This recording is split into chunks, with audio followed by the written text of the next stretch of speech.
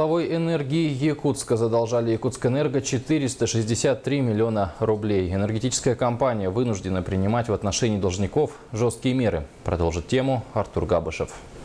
Вот такие меры принимаются по отношению к должникам за неуплату. Их отключают, вернее отрезают от подачи теплоэнергии. Данная мера предусмотрена законодательством, если потребитель не платил за услуги в течение 2 периодов. Между тем, одним из обязательных условий выдачи паспортов готовности к подаче тепла на осенне-зимний период является отсутствие задолженности за поставленный энергоресурс. Одним из должников является продуктовый опт-маркет «Арктика», задолженность которого составляет 311 тысяч рублей. Годовое потребление с сентября по май месяц у него составляет 311 тысяч рублей.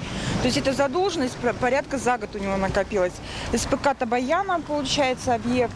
Сейчас Якутская ТЭЦ, это предприятие, эксплуатирующее тепловые сети, будет производить непосредственно отключение.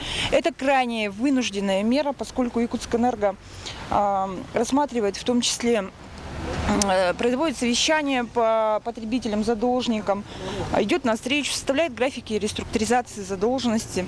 То есть, если потребитель полностью не оплачивает, приходится нам производить такие отключения. Отключению также подвергся гаражно-строительный кооператив «Вымпел» по улице Лермонтова, который задолжал энергокомпании порядка 1,5 миллиона рублей. Но необходимо отметить, что есть и положительные примеры. Так, жилой дом по улице Курашова, 43, который обслуживает управляющая компания ЦДС, готов к отопительному сезону. В доме проведена ревизия. Установлены приборы учета и узел ввода тепла подготовлен. Якутскэнерго имеет списки предприятий и управляющих компаний, где указана степень их готовности к отопительному сезону. Да, среди предприятий, которые уже подготовились и получили паспорта готовности, это управляющая компания Губинская, управляющая компания ЦДС, управляющая компания Прометей. Также у нас есть, также эти компании не имеют дебиторской задолженности, да, более 2 периодов. И есть ряд ТСЖ. ТСЖ, например, Новосел, Солнечный берег, которые на сегодняшний день даже имеют переплату по тепловой энергии и горячей воде.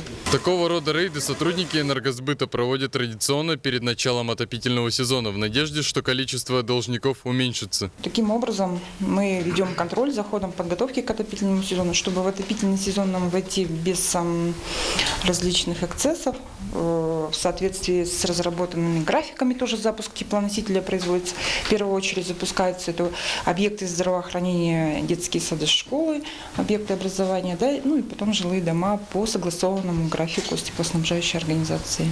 Артур Габышев, Василий Слепцов, НВК СХ, Якутск.